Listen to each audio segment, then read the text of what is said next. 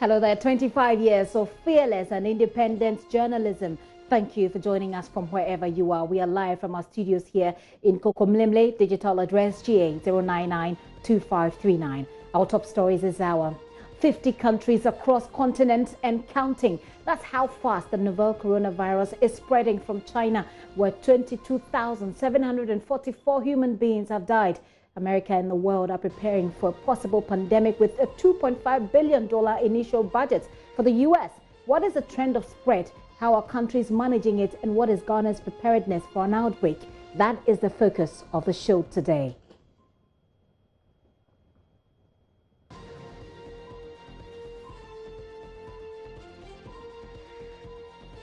Also coming up, leadership of Parliament insists media personnel must remain in the chamber to cover proceedings irrespective of what happens outside the chambers. You'll hear from leadership of both the majority and minority who say the Speaker was just giving a fatherly advice yesterday when he insisted the media must cover proceedings in Parliament.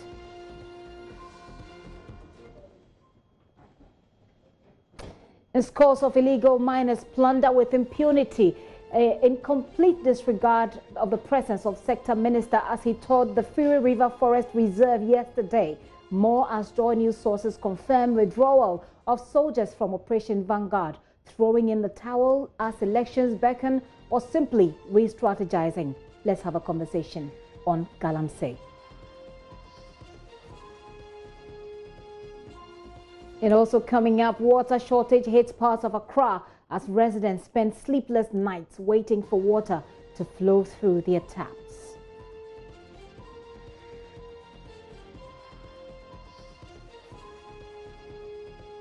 Those are our top stories this hour. Join us on DSTV 421, GoTV 144. Remember, we're streaming live on YouTube. You can join us there as well. But you can drop us a message. What are your thoughts? The number is 0540-109009. My name is Gifty Andopia. This is The Pulse. Please be my guest.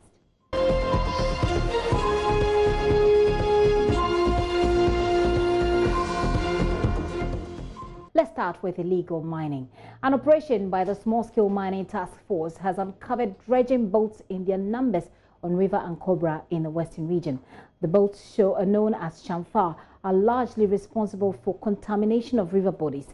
The latest revelation comes after the task force had destroyed about 250 of them in a two-day operation in parts of the region.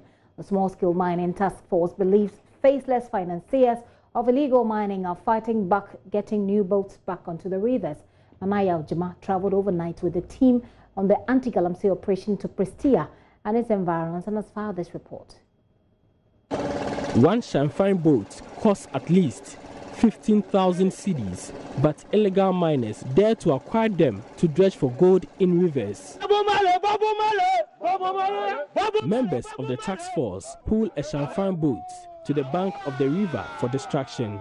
Others go after defiant dredgers who decided to stay put despite the presence of the task force. Enchi Abre is a resident here. They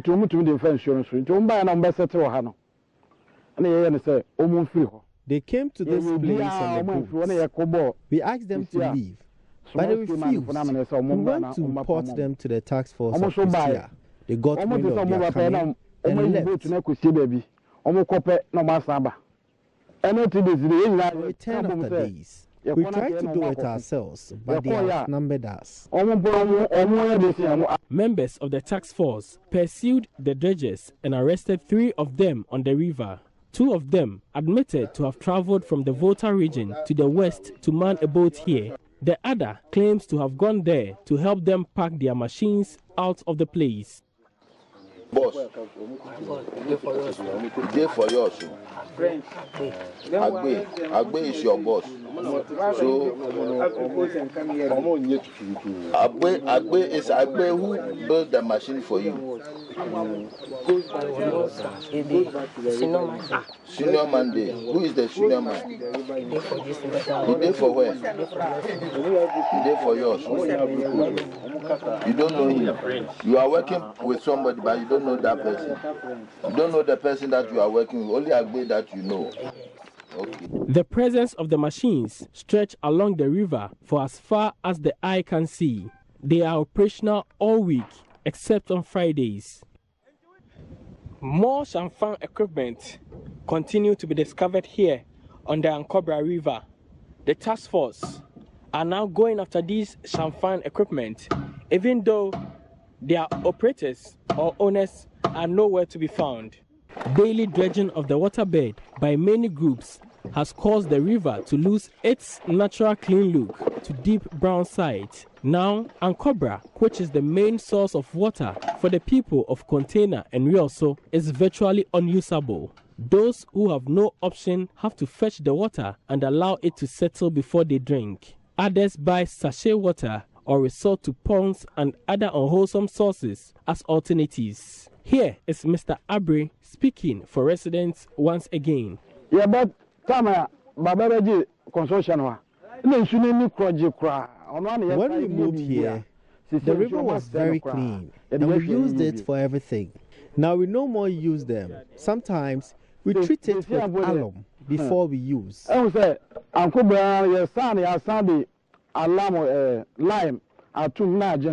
About 201 engines were destroyed here at Rioso and Container after some had been dismantled on the first day at Himai. Suspects arrested, together with 6 pumping machines and the motorbike seized in the operation, were handed over to the police. Leader of the task force, Bracey Ando, is saddened at the level of pollution of the river. And as you can see, the dredge machines are over 200. And in fact, I'm very sad because driving these people away is not easy. It's not an easy task. But so far as we have promised Ghanaians that we will help to sanitize the system, we will not stop.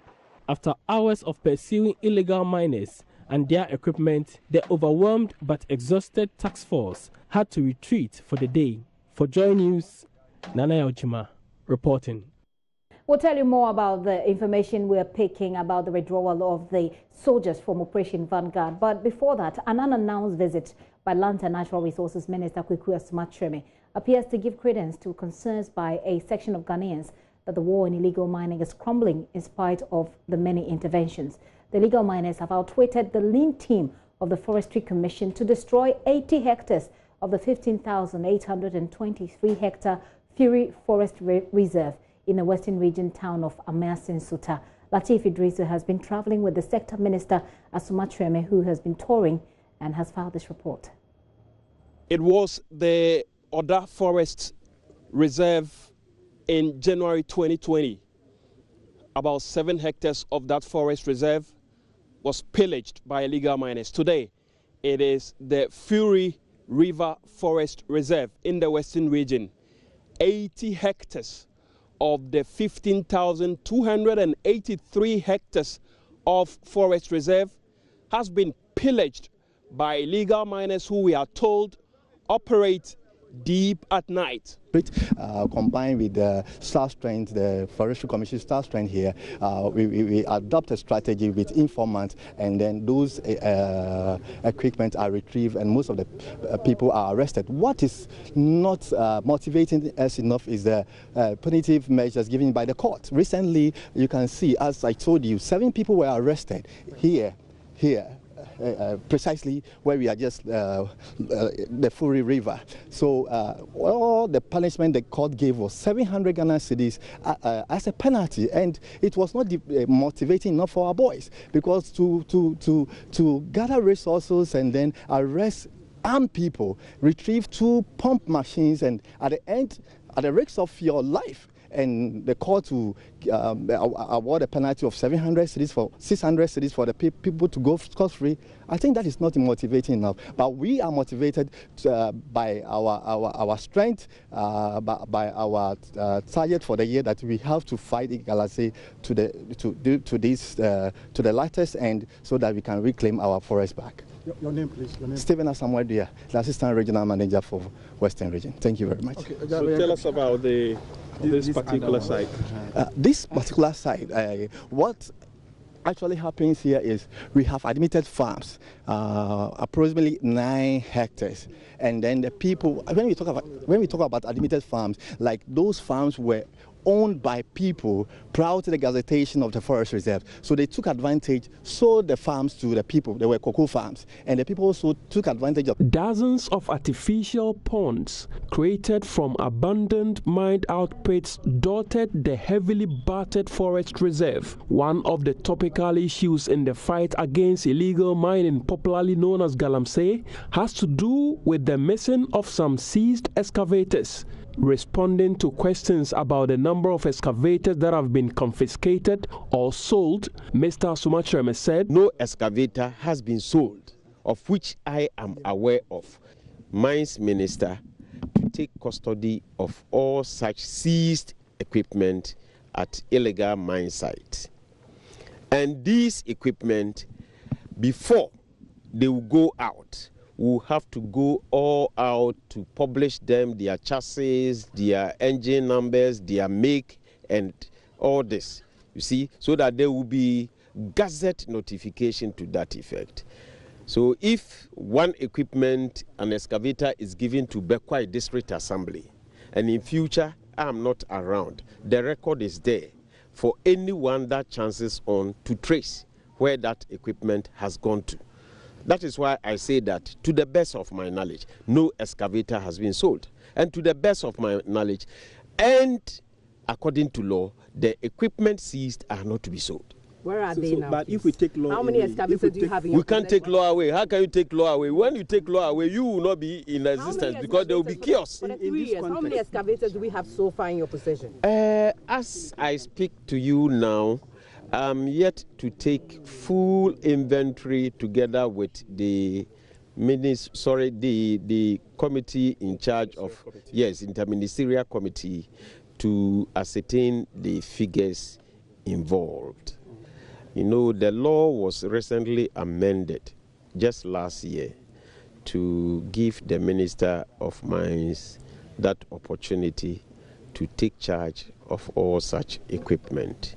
So I have spoken to my brother Frempong Boateng, my colleague, to go all out with my ministry so that we take inventory of such equipment, and then a formal handing over is made to the ministry.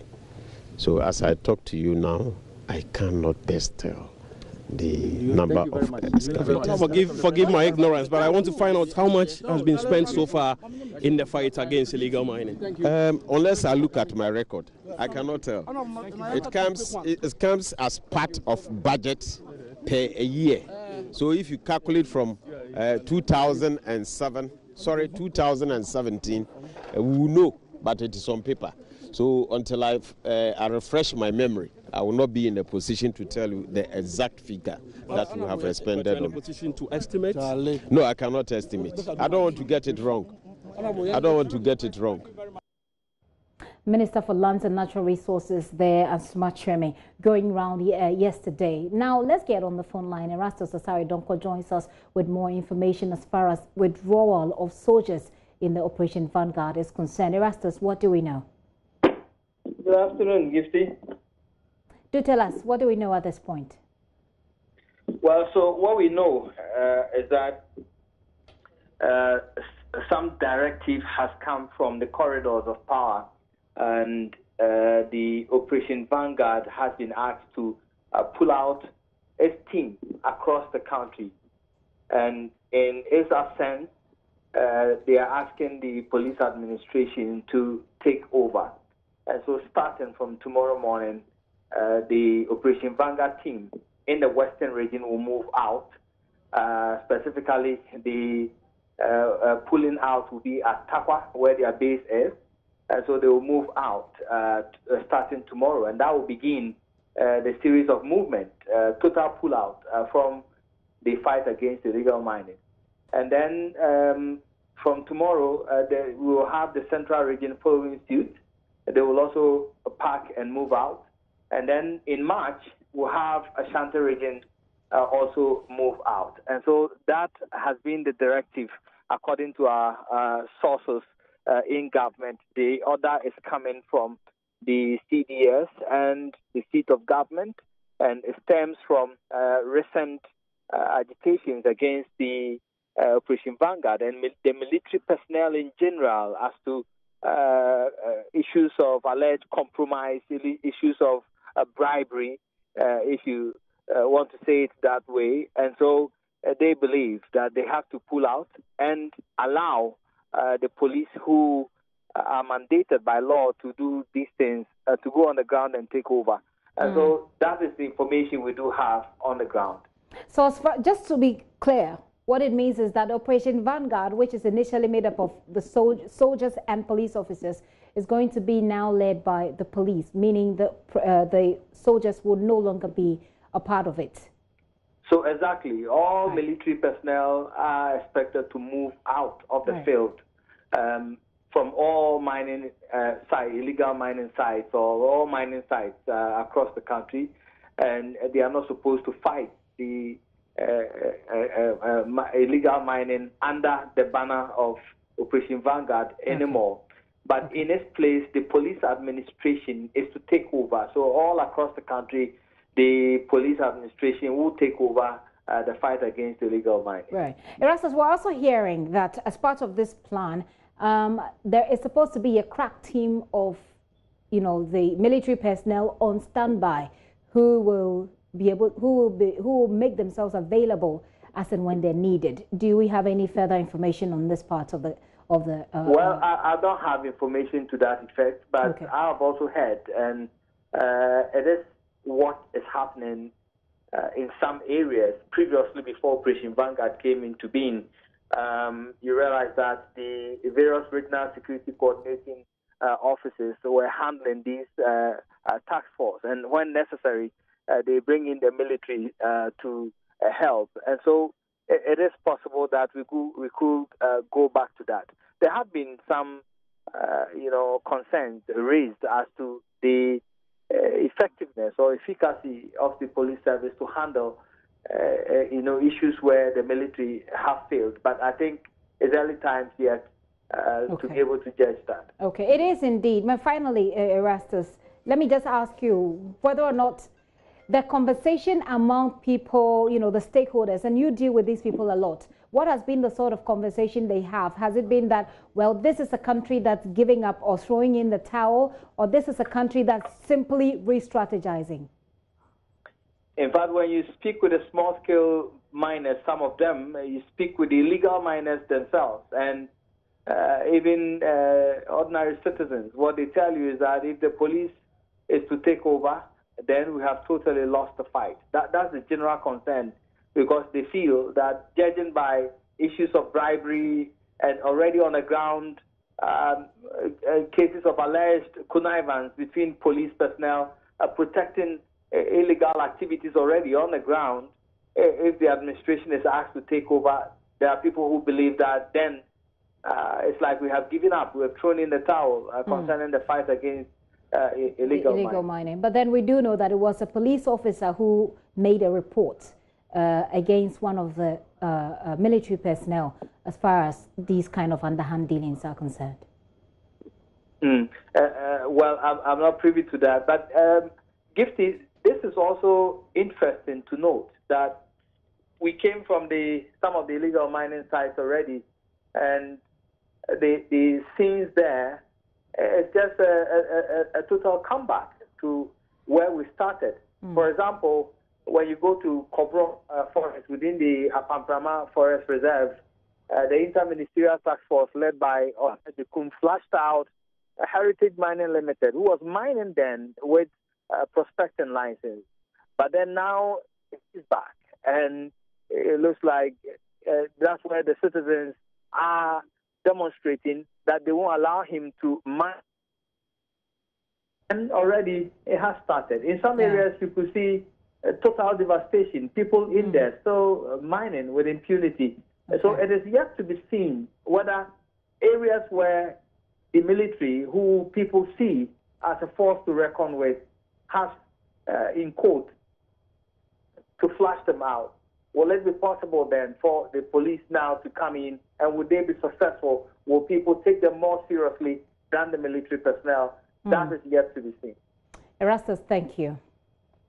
Erastus Asari Donko there with updates. If you're just joining in, what we know at this point is that the military part or the military section of Operation Vanguard is being withdrawn starting tomorrow. And there is a whole, what looks like a timetable for them. We know that Takwa will begin as in the western region, central region will follow, and then the Ashanti region will follow. They say the police should take over from there. We'll get more details on this, but let me know what you think. Send us a WhatsApp message on our WhatsApp number 05900909. I'm going to take a very quick break. When I return, we'll talk about coronavirus.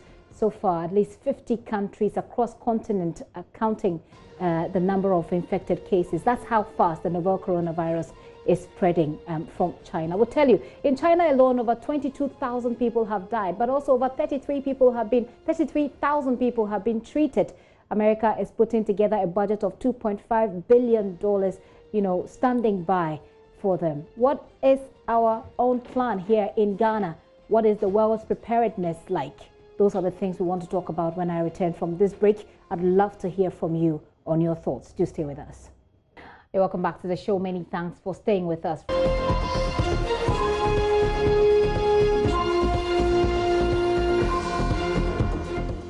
Right now, we're talking about coronavirus. The world is on the brink of a coronavirus pandemic as the spread of the disease reaches 38 countries. Well, as we speak now, it's risen to about 50 countries. Now confirmed that every continent has recorded cases, with Europe and other countries in Asia, with Italy, Iran and South Korea the new hotspots. Schools have been closed, football games suspended, fashion shows called off, and the world is now being battered by the flu disease we started late last year in central China. So far, the number of persons infected with the virus has reached several thousands, and I'll take you through some details as we go along. Now, the coronavirus is spreading more quickly in Europe, the Middle East and other parts of the world than in China, where the virus first emerged in the central city of Wuhan at the end of last year. Today we speak to Chinese journalist with state broadcaster CGTN Shuizha Yu to explore how the media has handled its coverage in China and what the world can now do to defeat the virus. We'll also hear from the Ghana Health Service on Ghana's state of preparedness as well as some Ghanaians locked up in Italy, where many places are under lockdown. First, though, Deputy Head of JoyNews' Health Desk, Kojo Yankson, with our top story. The novel coronavirus, COVID-19, will go down in history as the deadliest of its family, infecting 81,000 and killing 2,600 so far. A disease similar to the common cold, it can be so fatal and alarmingly contagious. 操作各种处理，那么做完了之后，他马上就要及时的记录。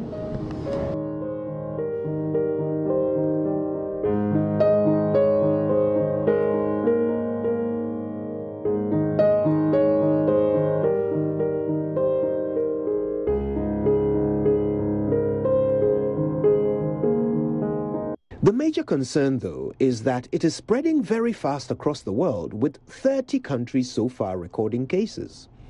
China blames this on the panic reaction by some countries which evacuated their citizens from Wuhan at the start of the outbreak.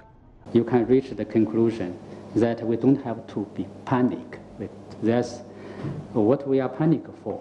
So, because, every day we suffer different diseases.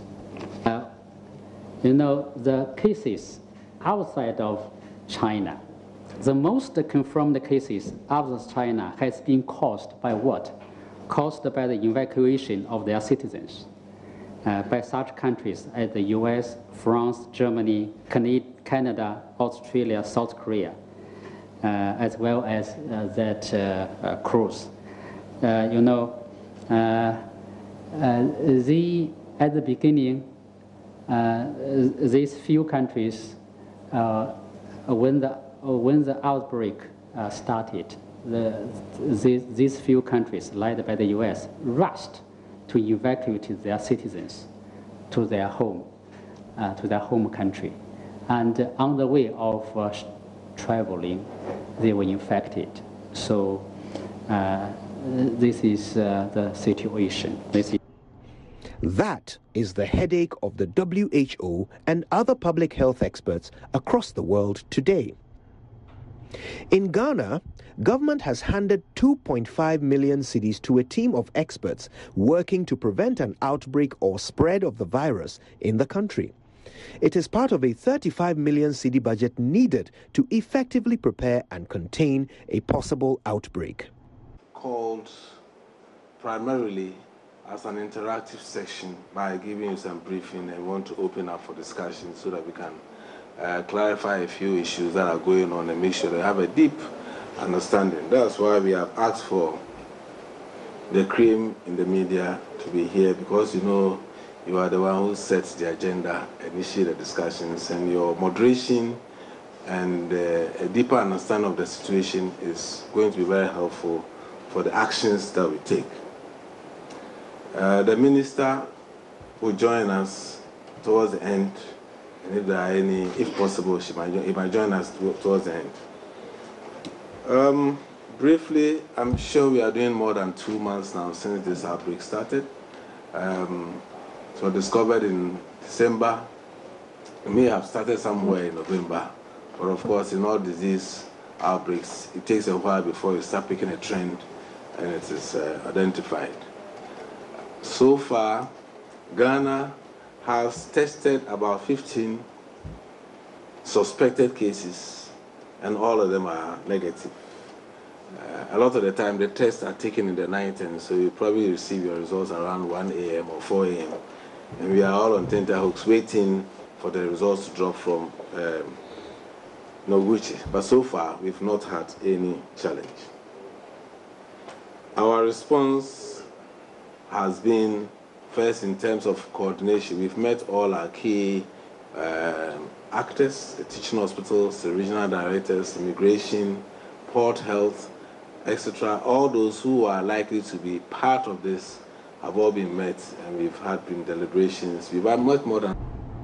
Temperature scanners have been installed at Ghana's entry points as part of measures to detect any case right at the point of entry. You would have declaration forms to fill. Which is here?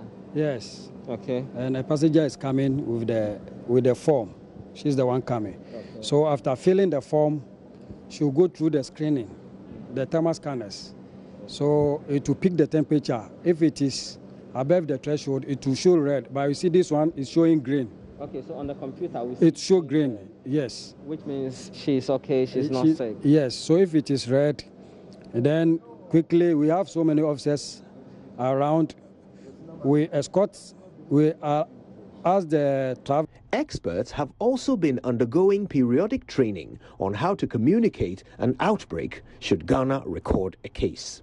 As health promoters, we are mandated actually to provide education to the public, to provide advocacy, and also to communicate risk. Aside these, we are also to manage the rumors because we do not want to create panic. As you know, these do have influence on businesses and other activities of the country. So over the last few months, we have been working to put together, to put in place the National Risk Communication Response Plans. We have developed key messages and alerts for the general public, and especially for our port of entries. We have also developed jingles for the airport and that's international arrivals. We continue to engage the media. In Parliament, Health Minister Kwekwajiman Menu gave this briefing on the country's preparedness to the House and pledged Ghana's support to China in fighting the virus.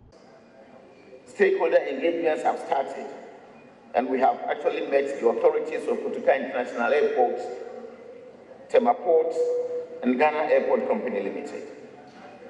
Furthermore, Mr. Speaker, we have held a meeting with the Chinese ambassador to Ghana and discussed issues related with regulating high-risk travels to and from the affected areas in China.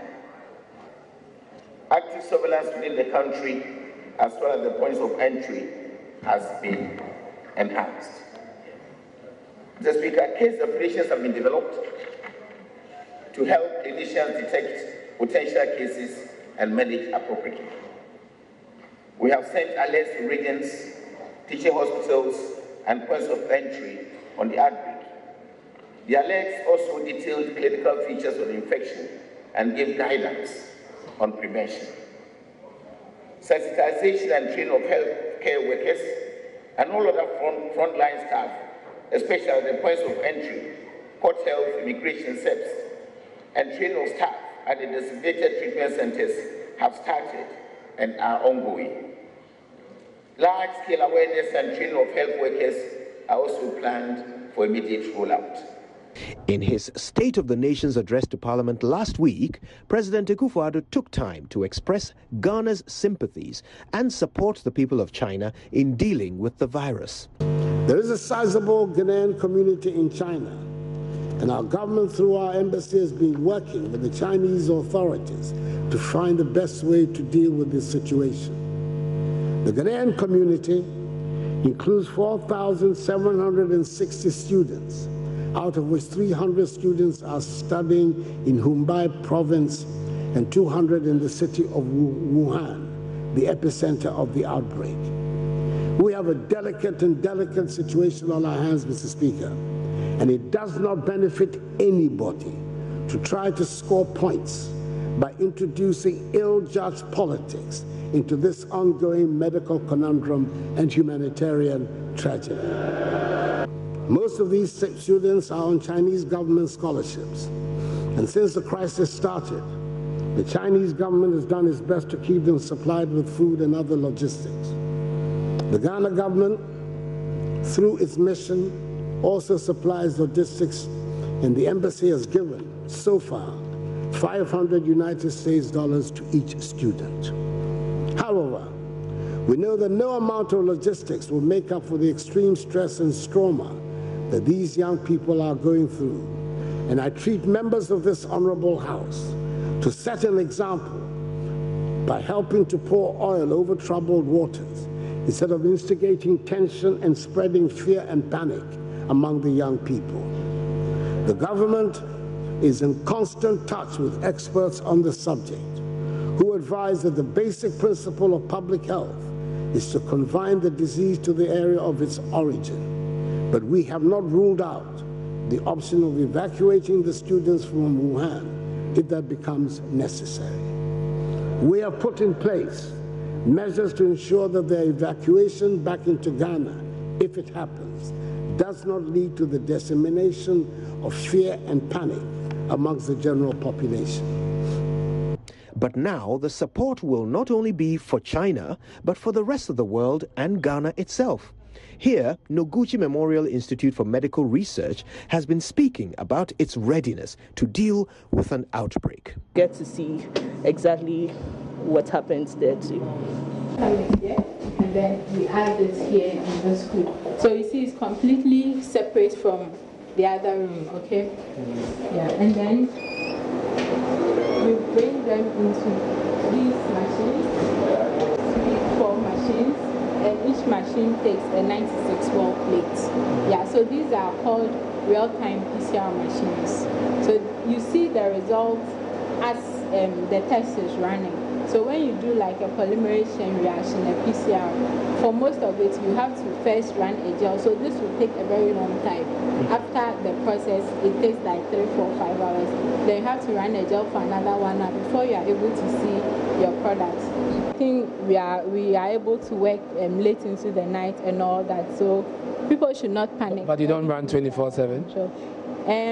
Not really. I think when we have our results and everything is fine, then we are allowed to go home and sleep. But if like we need to stay, we always do that.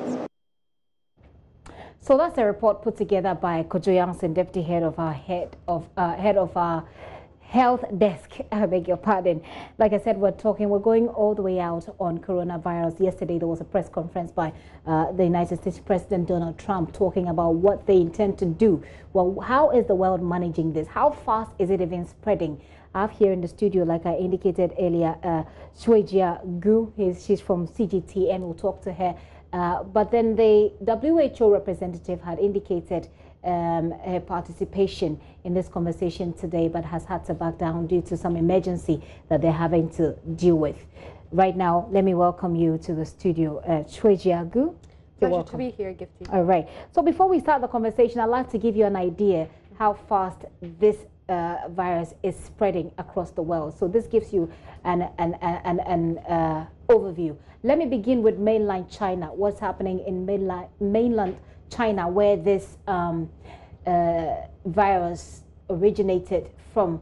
At this point, what do we know? So we're looking at 82,549 cases that have been confirmed. That's the total cases confirmed. And then if you look at that closely, 2,810 people have died. Remember when I started the show, I gave you a figure that's different from this one right now. This is a live update. It gives you a live update on what's happening. 2,810 people have died in the Hubei province alone. If you look at the number of people who have been treated and who have actually recovered, you're looking at 33,252. Now that's a number larger than the number of people who have died, which shows some good news there, despite all the number of people that have died. If you go to South Korea, it's one of the other countries apart from China that has really suffered a lot. Now in South Korea, we're looking at 1,766 confirmed cases. Out of that, 2,810 people have died, and 33,000, well, looks like I'm still on China. Let's go to South Korea. Okay. So South Korea, right, South Korea, we have 1,766 cases confirmed. 13 people have died over there. 22 have recovered. Again, a better number in terms of recovery rate than the number of people who have died. If you look at others, what do they mean by others? The others mean those that were not, the people who did not contract the virus in any particular country. So we're looking at the cruise ship on which there were a number of people, and we're told that on that cruise ship alone, there was a widespread of the disease because they were concentrated in one particular place. Now, on that alone, we're looking at 4 people have died in that alone, but 10 people have also recovered. Again, better recovery rate we're looking at there. Italy is the latest country to have been hit that has become, if you like, the hotspot, the latest hotspot. They have recorded 453 cases so far. And out of that 453 cases, 14 people have died. Again, a good outlook, 40 people have recovered. That is Italy. In all of the countries, so there's 528 recorded cases, I beg your pardon, 528 in Italy, 14 people have died, 40 people. And I'm just taking you through the hotspots, and when we're done with that, I won't go through all of the countries, there's about 50 of them. I won't go through all of them, just a few hotspots, and then we'll go down to where there are very few cases recorded, which means that there's an emerging trend there as well. If you look at Italy, we're done with Italy. Let's move on to Iran. In Iran, the number of people that have been infected, or the total confirmed cases in Iran, 245. Out of the 245, we're looking at 26 people who have died. Again, quicker rate of recovery there. 49 people have totally recovered from that. And then I'll end with Japan. I'll end with Japan, which is one of the earliest countries to also record cases. What is the number we're dealing with in Japan? We're looking at 189 confirmed cases. 3 people have died, and again, 22 people have recovered. I'm going to take you all the way down from Japan. We go to the countries that have recorded very low. So there are several countries here. Well, perhaps we can go through that. There is Singapore, there is Hong Kong, there is the United States of America, and like I said yesterday, there was a press conference there. $2.5 billion has been allocated to deal with it. There's Thailand, there's Bahrain, there's Taiwan, Germany. 27 cases, we understand, has been recorded. Kuwait, Australia, Malaysia, France, Vietnam, Spain, United Arab Emirates. And what's happening in the United Arab Emirates? We're hearing that in Saudi Arabia, the pilgrimage has been, the usual annual pilgrimage has been cancelled, also looking to reduce the number of infected people. The United Kingdom, I'm just reading some stories from United Kingdom right now, and they're saying that in Canary Wharf, there is there are fears there could be some sort of infection over there as well. Some schools, including Princess Charlotte School, has some students, they have gone into self-isolation with fears that there could be, the coronavirus could be there as well. Canada has a number of cases as well, 11 we're looking at. Macau, Iraq, Oman, India, Philippines, Croatia, Israel. There is also, and there are 2 cases in Finland, Sweden. So these are the countries that seem to now be recording emerging cases. You have 1, 2 in all of these countries. There's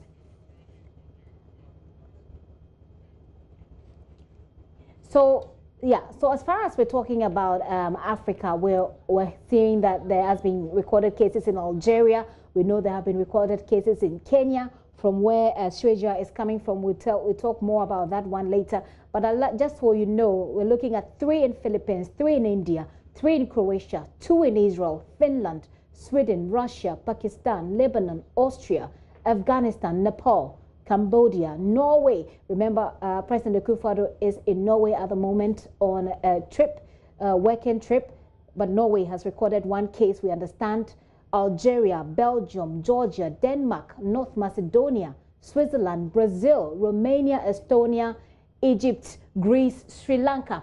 All of these countries that I have mentioned at the bottom of the list have recorded 1 cases each in all of these countries. So we're still counting, like I said, across 50 countries, all across continent in the world. We'll talk about Italy because a ace broadcaster, Gifty Auntie, is there as well. We'll try and link up with her via Skype. Her programs have all been cancelled because authorities there want to reduce the cases of infection.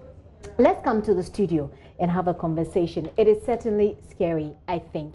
But the good thing, by the way, is the rate of recovery. The rate of fatality is fairly low compared with Ebola.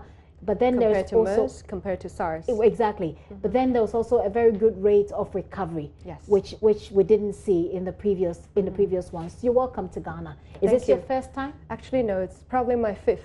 Oh wow! Yeah. So you're very much used to this system. Let's start with what your perspective is. But well, let me talk to us about Kenya. I think as a starter, I would like to correct 2 factors. Okay, the list that you were reading, it's a list of confirmed cases by country and region, and when China does the calculation and statistics, it included Hong Kong region and Taiwan region. Okay. And the second one is... Okay, so quickly, let's just look at that again. Let's just pull that up again and take a look at it. You say that in China, so this is supposed to be... Mainland China and the region of Hong Kong, Macau, and Taiwan. Okay. So this actually gives us an idea. So mainland China, if we look at mainland China, we're looking at 2,744 deaths. You're saying that this includes... This is the total death, includes Hong Kong region, Taiwan region, and Macau. But there's no death in Macau. There is I forgot the exact number in Taiwan and Hong Kong. Hong Kong, it's all single digits. Okay. Okay. So I just wanted to understand the correction. What we're hearing, this is Hong Kong. Hong Kong has 92 confirmed cases. 2 people have died, and the total recovered is 24. Yes. Okay. I just wanted to understand the correction you were putting in. This is Taiwan. Thailand. No, that's Taiwan. Oh, Taiwan here. Taiwan. Okay. Taiwan has 32 confirmed cases. 1 person has died. 5 people have recovered. Okay, I want to understand the correction. I think first of all those data are from China's Chinese National Health Commission. Okay. Because that's the only organization, the authority you can get the right data from. Okay. And Chinese government has been very transparent with the data and sharing like why this data can be upgraded live, because the government, Chinese government, is sharing the data with all over the country, all over the world. Right. Well, we'll go into details about how countries have managed it, especially about how China has managed it. But I just wanted you to tell us, we know the situation that in Kenya, there were suspected cases as well. How is this, because that's where you're coming from right now, how is the situation there? Are people in a state of panic? How are authorities there managing it? Kenyans are relatively chill. I don't see any panicking over there. Okay. And usually, you know, suspected cases, yes, you do report it. Also, you have to follow up, because most of the time, those suspected cases, they turn out negative. Just like the first alleged case reported in Egypt, you know, a few days ago, probably 5 days, claimed it was the first case discovered in Africa. But then that suspected patient turned out negative. Okay. So this proves that this virus is very, very sneaky. It's difficult to test, and also it's difficult to confirm, so you have to wait. Just like the case we found in Algeria, now the first case officially in Africa, it's an imported case, and he's an Italian. Okay.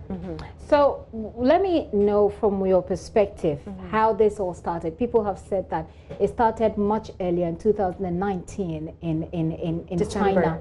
Yes, in China, and people have raised questions. International media organizations have raised questions about how Chinese organizations or Chinese authorities handled it back then. What's your perspective on how this all started and how far it brought us? Just like anything new or unknown, you know, occurred in any place, people didn't have any information about it. This is a virus that we didn't know. It's called novel coronavirus. So when the first few cases happened in December 2019, there was media coverage, but it's not widely reported because people didn't predict it would become an epidemic. And also the local governments, the Hubei and Wuhan government, they didn't pay focal attention to it. That also caused, you know, the spread of the virus, and also, you know, why the central government of China took command of the whole, deal with the virus epidemic, and sacked a lot of the high-rank officials in Hubei province. Okay. People have said that the Chinese officials were not as open as perhaps they should have been. They say they think that if they had been a bit more open, that perhaps the world could have been on high alert. I'd like to know what your thoughts of that is. And they point out to the doctor who apparently reported it. He reported that he's seen something, he didn't know what it was. They said that the Chinese authorities sent police personnel. I mean, clarify that for us. What really happened? Okay, so as I said, the central government is sharing the data and information and sharing with all the governments in the world and World Health Organizations. And unfortunately, the local government of Hubei province wasn't doing the best job, and that's also explained why they got sacked and punished. And there was, you know, China has two ways of communication. One way is bottom up, the other way is top down. So China sure can do better in terms of bottom up communication, because there are a lot of bureaucracy happening. And actually, Dr. Li, if this is the person you're referring to, all Chinese pay a lot of respect to this person, but maybe the West and mainstream media didn't mention that he is not the first person to report about the situation.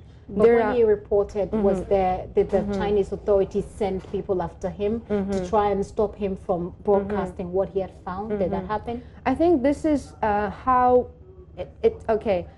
If you want to compare like how well Chinese government did, you have to compare it. Of course, Chinese government is not perfect if you want to compare it to perfection.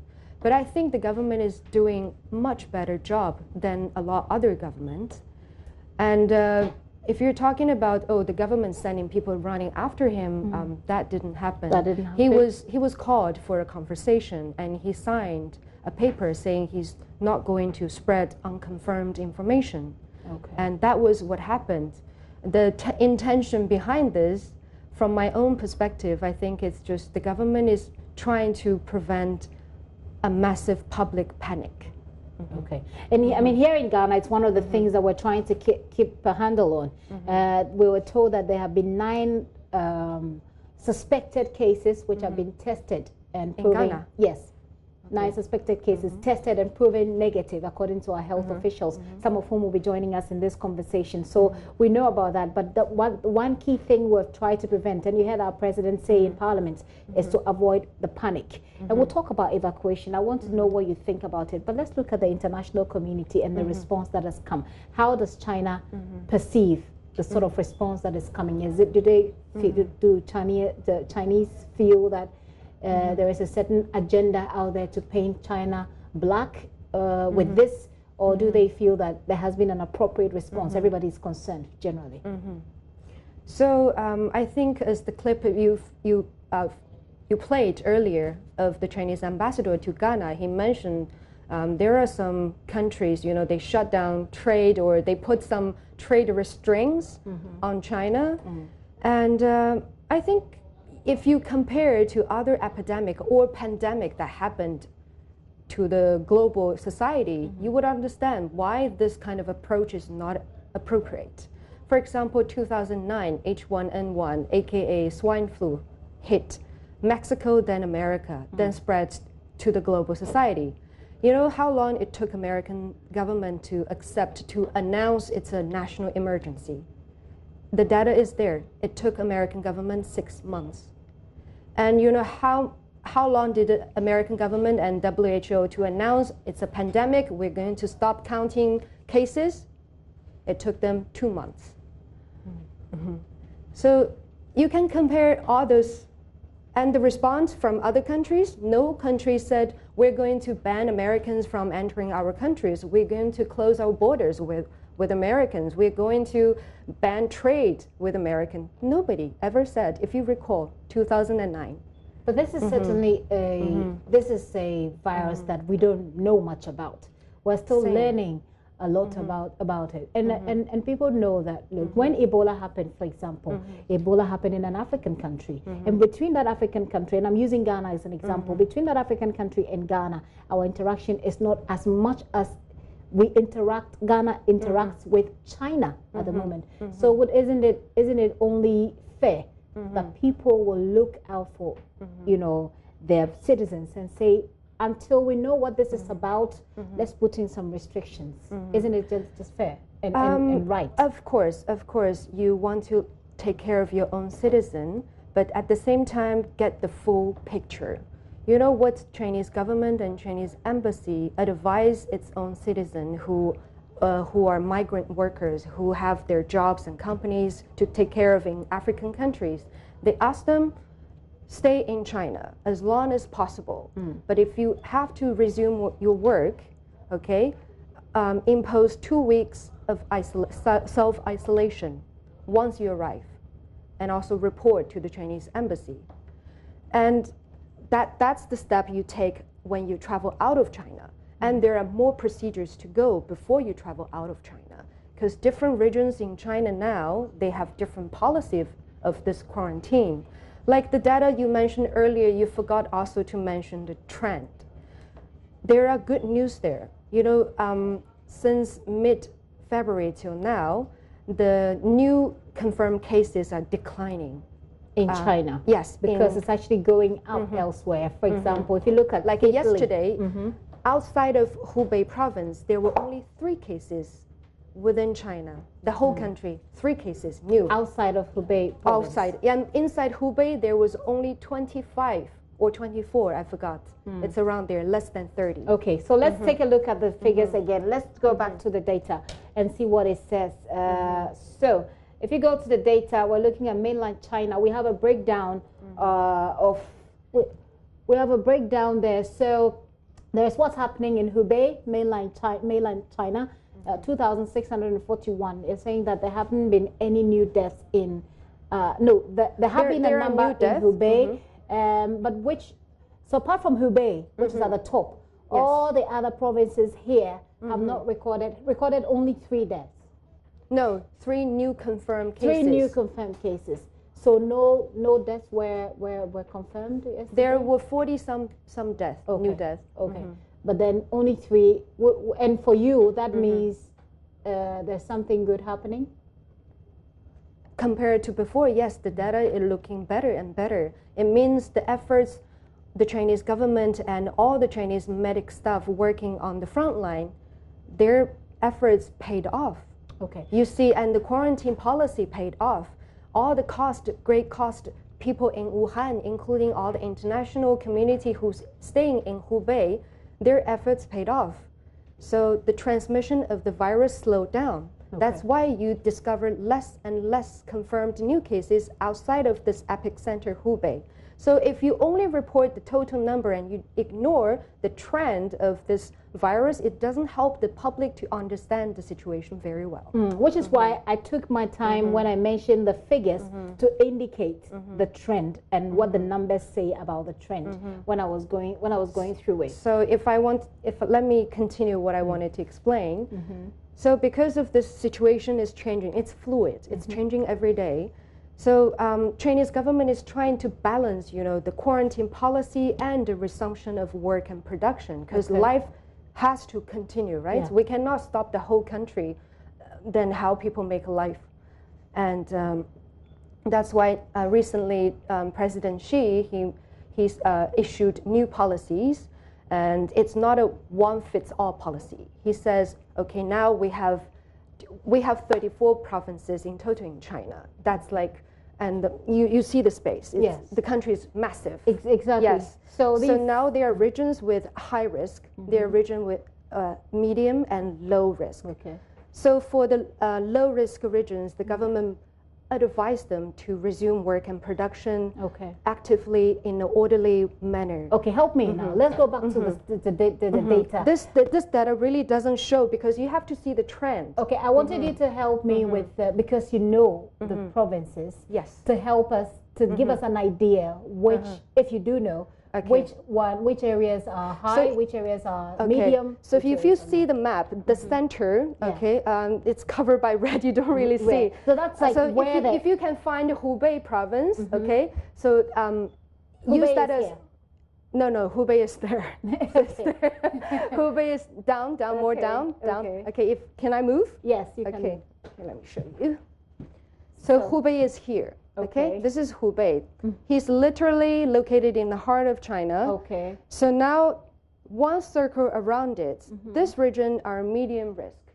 And further, these are low risk. Low risk. Yes. Like especially on the coastal area and here, there's no new cases for a long time. Okay. Especially the southwest part. Okay. Like Tibet. It's reported no new cases at all for 25 days.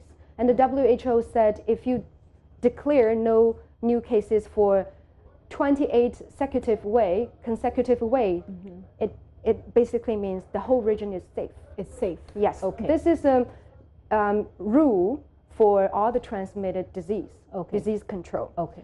So for the high risk region, Hubei. Yeah. The government advised them stay extremely alerted and fully committed to the disease prevention and control. Right. So no resumption of work, study, or production. Okay. So that's the Hubei province. Yes, yes. So people are still under lockdown, but only people. There are few type of people are allowed to go out of the province, which are people who has career related to the livelihood. Like for example, they work on the electricity, water, food supplies, medical supplies. Essential services. Yes, yes. So for the medium risk regions, the government advised them to resume work. In a very orderly and cautious manner. Okay. Okay, because they have, at the same time, they have to forestall the imported cases. And for the low risk areas, all these areas reporting no cases, still remain alerted, but they have to shift their focus from the prevention and control to fully resumption of work. Okay, we're trying to open it up further for you so you can give us a clearer idea of the safe areas. Okay, here's Hubei. This is Wuhan. Okay. So like here, Zhejiang province, Shanghai, Jiangsu, these are the regions are relatively safe. Yes. Okay. So yesterday, the only 3 provinces that reported 3 new confirmed cases are one, Beijing City, and one is Shandong province, and the other one is, I think, in the south. I don't remember exactly. Okay. So the majority areas of China now don't have new cases. Yes. Okay. So we would like to say this epidemic is under control, but unfortunately there are hotspots outside. Now, I think that's then the focus of the discussion. Now, we're looking also, of course, you can't answer for what's happening in Italy, but if you look at Italy, we're seeing a rather rapid growth of the spread in Italy. Now, Italy has become 1, 2, 3, the number 4, actually number 3, because the third one is others, which is not a particular country. It's the cruise. Yeah. So Italy has become like the 3rd country. I mean, we know that the death rate also in South Korea has been very low. I think I can talk about South Korea since it's a very neighboring country. Right, go ahead. See, yesterday, 528 new confirmed cases reported in South Korea. And the number in South Korea all of a sudden spiked from 1,100 to now 1,700. Why so? It's because the government didn't take a strict quarantine policy as Chinese government did. Maybe there was some concern, or maybe it's the social structure is different. I'm not blaming them. Every country has their own situation. But it proves that if you don't pay attention, this virus is very sneaky. It can spread in one night. And it's there's a super spreader in South Korea. It's a 61-year-old woman, and she knew she's sick. She was having fever, mild fever maybe. She still insisted on going to church, attending her religious events. So she's transmitted her virus to all her church members. So you're talking about being careful, and I like that you say that, because I want you to talk us through, you've been to Ghana. Yes. You came from the airport. I want us to compare that with the measures that are being implemented in China and give me your thoughts. So that's a material that Wuhan is looking to share to reduce the level of panic. Depending on how you look at it, you can call it a propaganda material. You can also call it a material that's supposed to ease the panic and give people the strength to go on with their lives. I still have here in the studio Shweja Gu, but I have on the line Director of Public Health for Ghana's Public Health, Dr. Bedu Sarkodie, who is joining us. Like I said, we're looking also at Ghana's own preparedness, and we'll try to see what we can learn from China. But Doc, thank you very much for your time this afternoon. It looks like we've lost Dr. Bedu Sarkodie. We'll try and reconnect with him. But so, like I said, depending on how you look at it, people can say, well, this is not very realistic. It looks like you're showing us a very beautiful picture. Is it not? I think you didn't look at this video very carefully and just jump to the judgment and call it propaganda. It's actually made not by our... Hang on. Don't get me wrong. What I'm saying is, depending on where you stand, you will look at it where you and I'm not. And the intention of me wanting you to show this video to your audience is for people to see how quiet the city now became from a bustling city. Sorry, I have to interrupt you briefly. I do have Dr. Bedu Sarkodie on the line to get his perspective, or for him to tell us what Ghana's preparedness is. Dr. Bedu Sarkodie, thanks for your time this afternoon. Thank you. Good afternoon. Right, good afternoon. So we're talking about coronavirus. Can you make it a bit louder for me? Okay. Hey. We're talking about coronavirus. We're looking at the rates and how, for example, China says it's recorded very low rate of spread. But we're also looking at a very concerning situation in Europe. A bit louder, please. I can hardly hear you. Okay. Hello, Doc. Can you hear me? Is it better now? Well, that's good. Okay. So I'm saying that we're talking about coronavirus, and we're looking at the trend in China. China says it's recording lower and lower rates of spread. But we're also looking at a very concerning situation in Europe. We're talking about Italy. I know at least 3 people who have traveled to Italy from Ghana who will definitely be returning home. what is our plan like? You talked about a plan earlier that we were following. Is that being enforced, and what is our plan if there should be an outbreak? Has there been any review so far? Yeah, the plan is as much as possible based on the emerging events. Then we can further strengthen whatever we are doing. It's true that China, they are recording lower and lower cases, and I think last week, and analysis indicates that about 95% reduction on the rate of new case development. But then it's also worrying that we are having cases in quite a lot more areas. So what we need to do, the various surveillance structures at the points of entry, which day in and out, we keep doing more to further strengthen. And then also to strengthen the surveillance systems within the country. When you talk about surveillance system, exactly what is it that we're doing? We have case definition for suspected case, and we use that to detect and find out if a case needs any suspected case for further investigation. And with that, we have used it to get about 24 suspected cases. A lot of them are negative. So the difficulty is when there is a case and you allow it to spread wide. So within at the points of entry, crossing our borders, and then also internally, the various structures to monitor disease, including the COVID, are being enhanced, and we are watching those things very closely.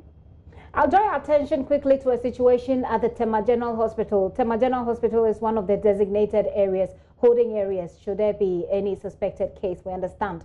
But we have developed the treatment center and has been ready since as early as we set the system into alert.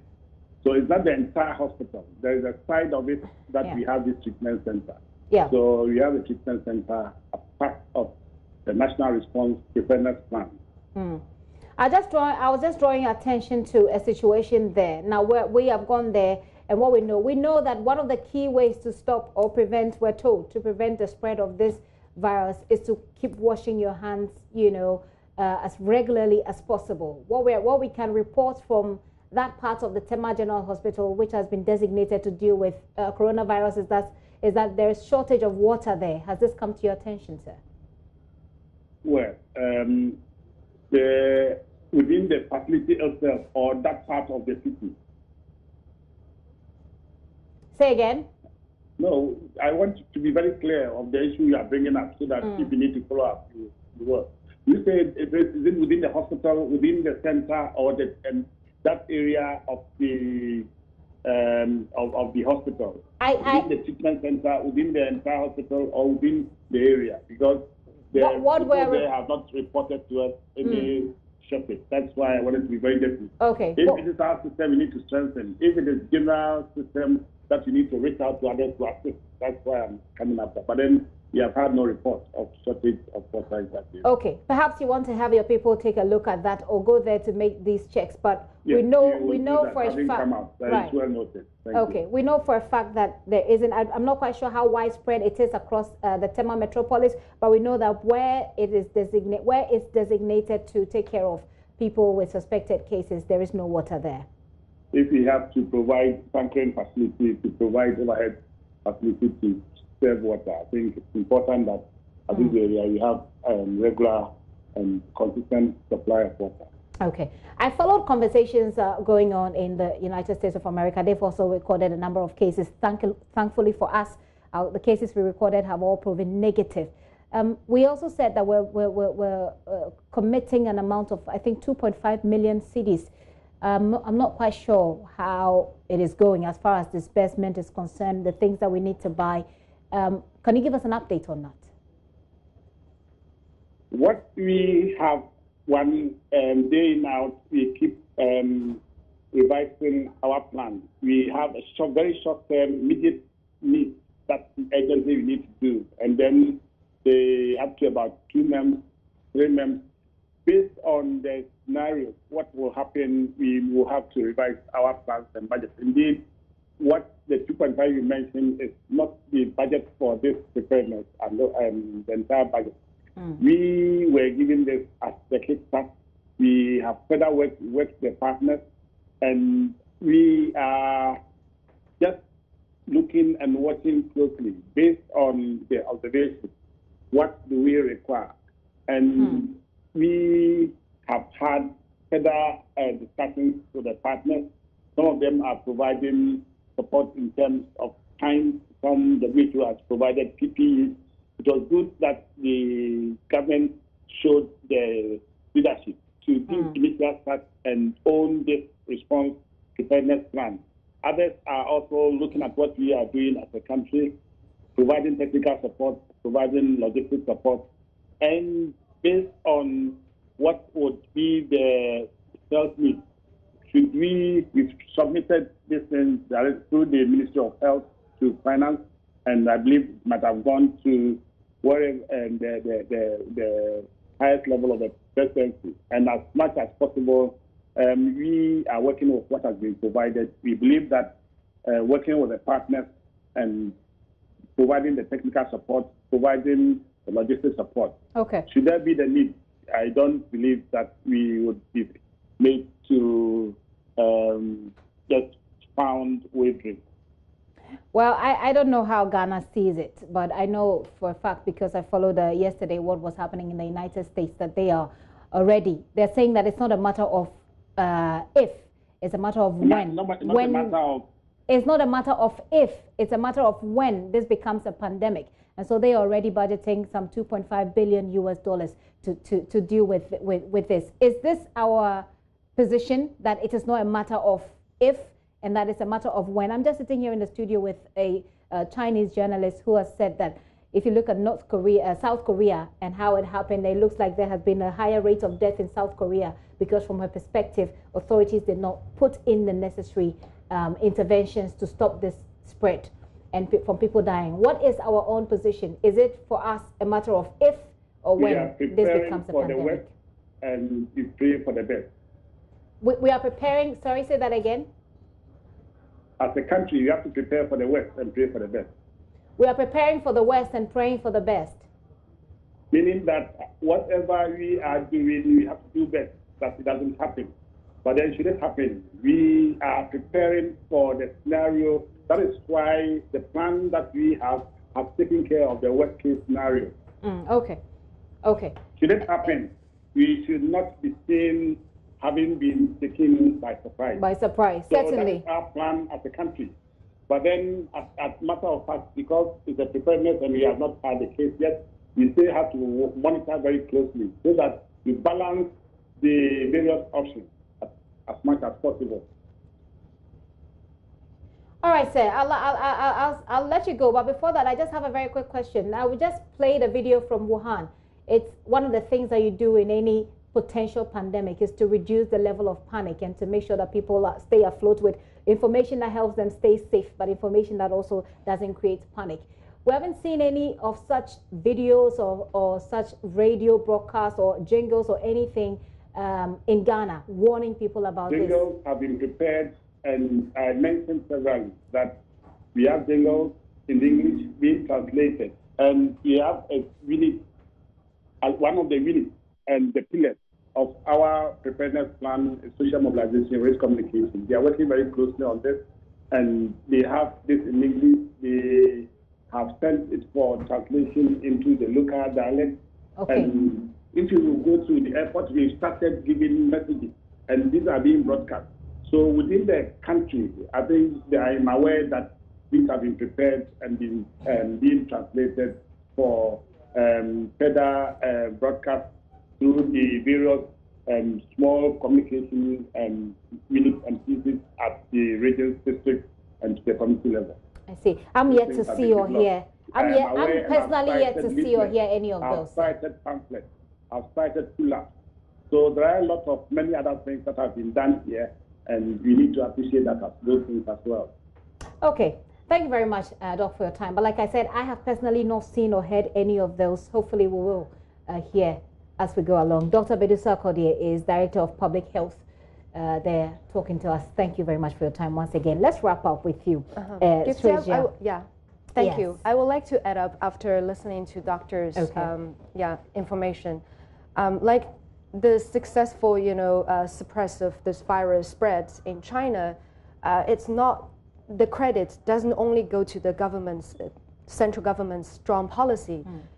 The credit goes to all these people who are cooperating with the government's policy, and also goes to all the media who actively report on the front line and showing people what's really happening, and also sensitizing people non-stop.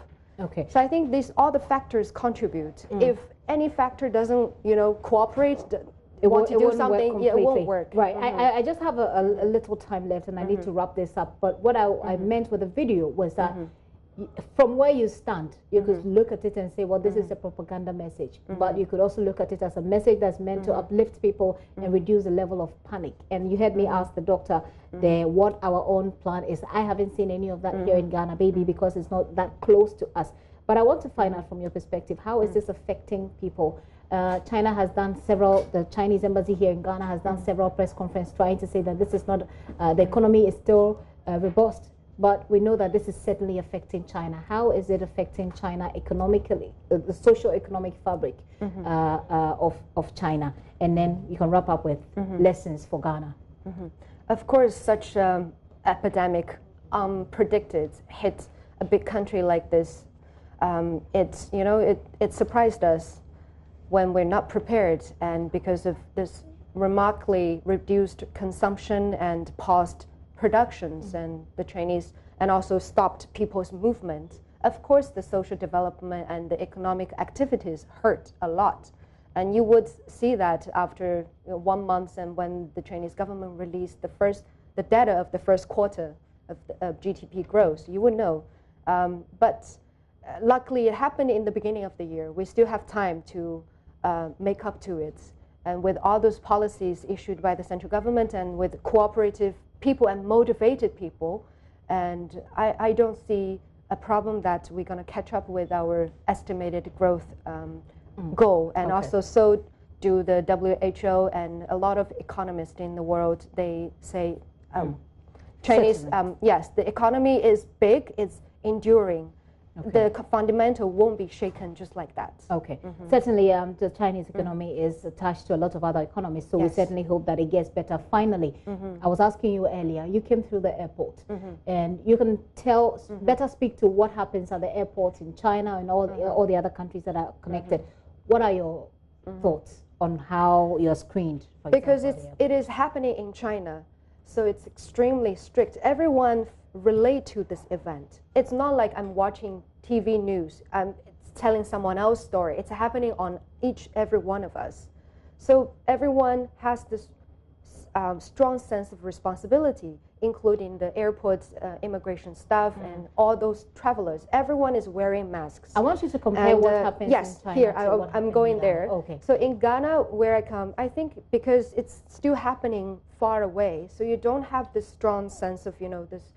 I'm not trying to provoke panic. This is what you saw. This is what you went through. But I would like to see, people well trained.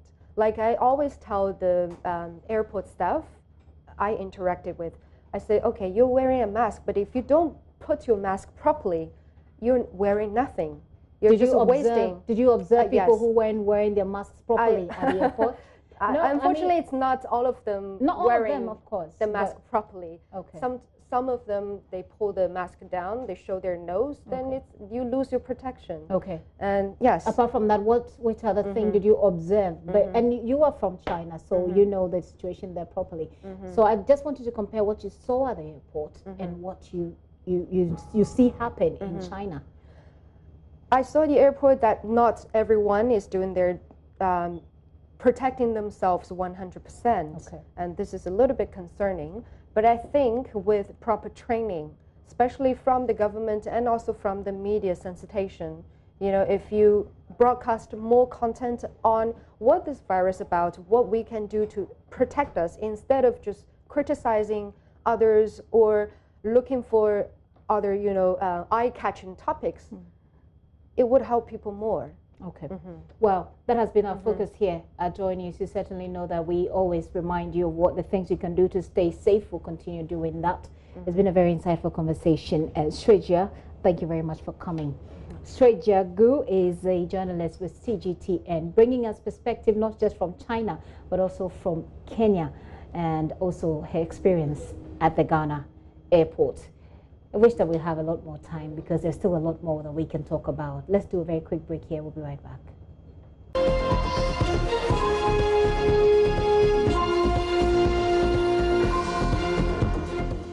Welcome back to the show. Many thanks for staying with us. The Ghana Meteorological Agency is warning of flooding in parts of Accra when the rain set in March. Areas such as Kaswa, Kwame Nkrumah Circle, Graphic Road and the Tetekwashi interchange will be hardest hit. Director General Michael Tanu speaks to Joy News. We expect flooding to occur around the Odo area and then the Kaswa Road there around Weja, and then getting to the this place where we have the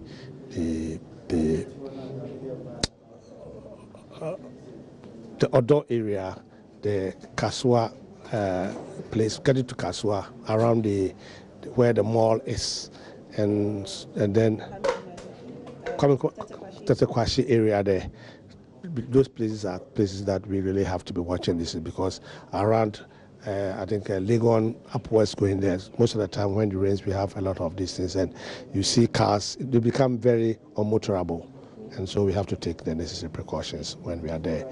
With flooding, we will still warn that floods are definitely possible to happen because the resilient level of Accra particularly has changed. First, to get flooding in Accra, you need to get about 80 millimeters of rainfall. But currently now, even 30 millimeters of rainfall can cause flooding. It's all because our gutters and other things are choked because of the way we have been handling them by dumping in rubbish and other things in these gutters. And these are things that we need to avoid. And then we have to still go by the first month Saturday of with the certain gutters at the community level. If we can help with this, it will actually not help so that the water do not stand or store in these gutters to breed mosquitoes and other things, which will bring malaria and other things.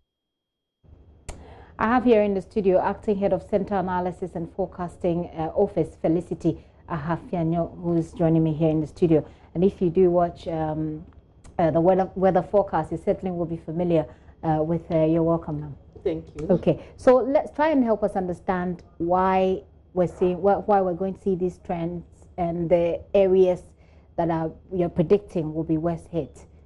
Thank you.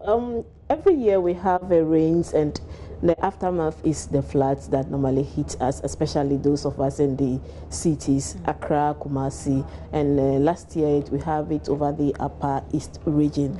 Now it has to do with the volume of the water that comes, and then the built environment, and then the choked gutters that surround us. So as the rain starts, the sun is there, so we have enough energy, so the volume also comes with it. So maybe if you're going to have like 30 millimeters of water at a go, maybe for just an hour, which the soil may not be able to percolate it that fast, definitely it will cause a flash flood over some areas.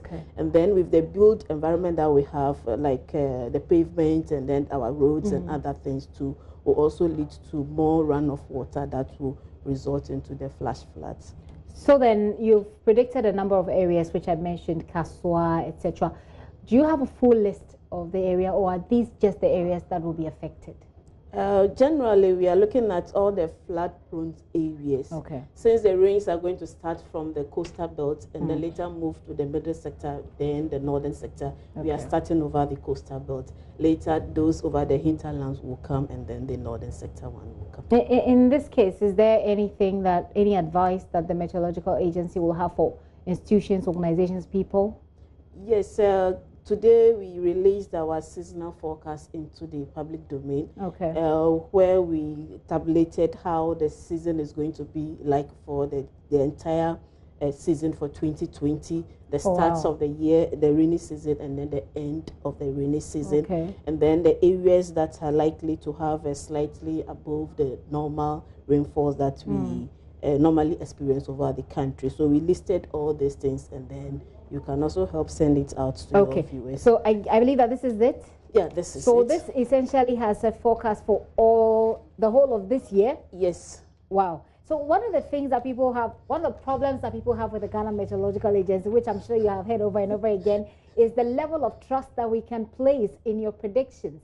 Some people will usually, be cynical and say, oh, the Ghana Meteorological Agency always reports it when it has already happened.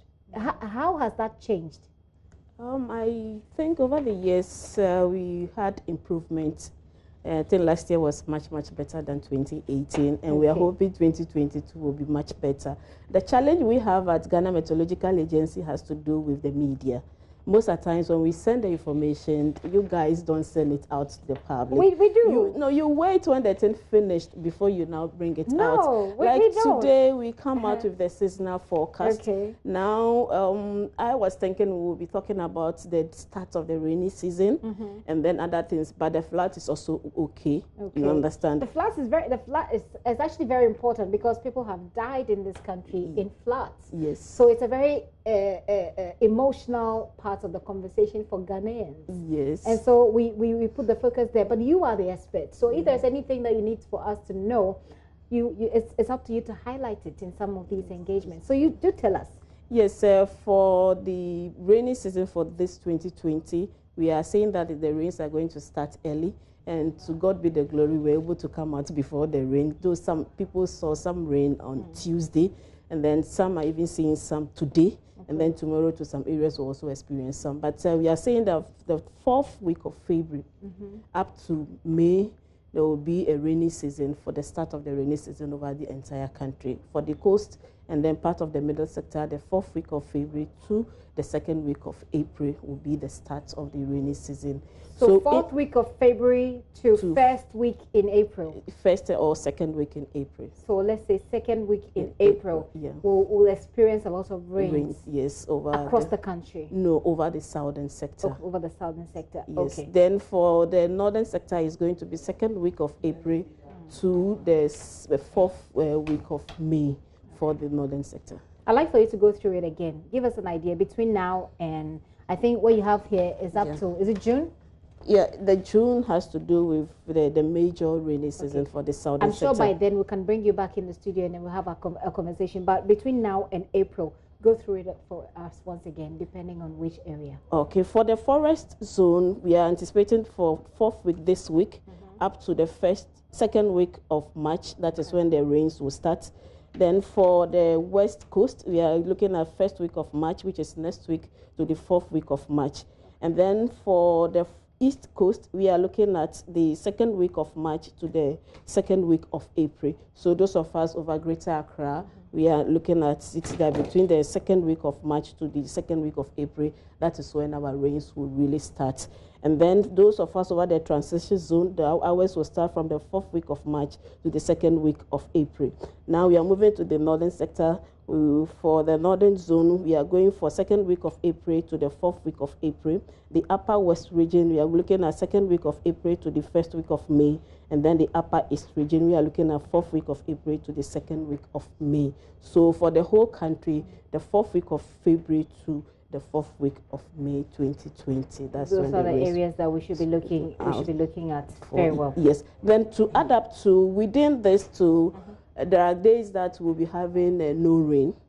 It could be we'll have between 10 to 20 days without rain within it, which we call the dry the dry spells within the season. So essentially, we're going to have a mix of dry and rainy season. Yes. Is that the normal? Yeah, it's normal. Yeah, it's normal. When you say dry, we are not talking about the Harmattan season. Okay. We are only talking about an ordinary day where you have partly cloudy sky, you have sunny weather, but you will not get any rain. Okay. Okay. Interesting. Very interesting. So right now you're saying that Ghanaians can put their trust a lot more in the predictions of the Meteorological Agency. Yes, last year we did verification on the forecast, and we scored almost 70%. Oh, wow. Which is a good news. And then we are hoping that this year we will up the game to get to 90, so that we will zoom to area specific, so that when we tell you that it's going to rain around Kokomemle, the rain should be there.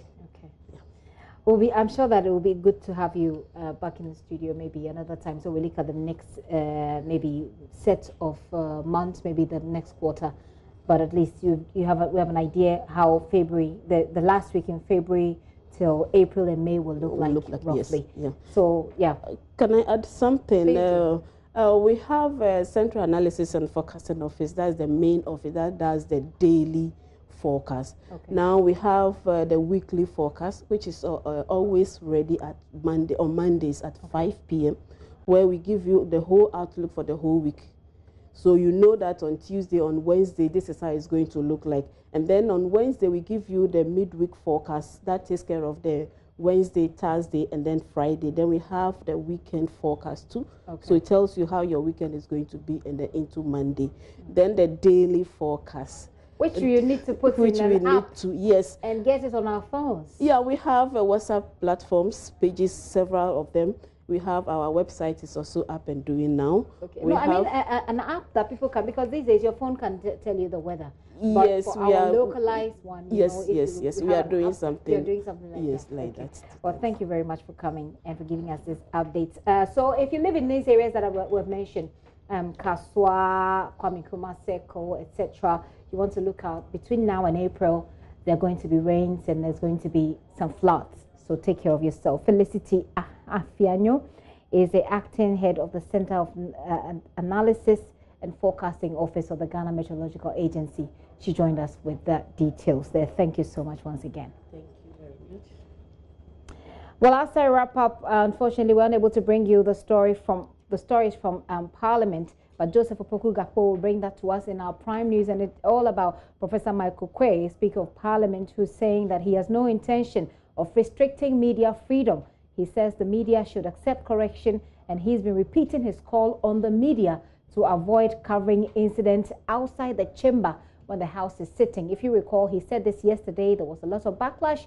He said that he doesn't intend to restrict media organizations from doing their work, but he wants them to focus on what happens still on the floor of Parliament. The majority leader has spoken. The minority leader has spoken as well. We'll bring you that in our subsequent bulletins. My name is Gifty Ando Apia. Do log on to myjoyonline.com. There is more news and information there.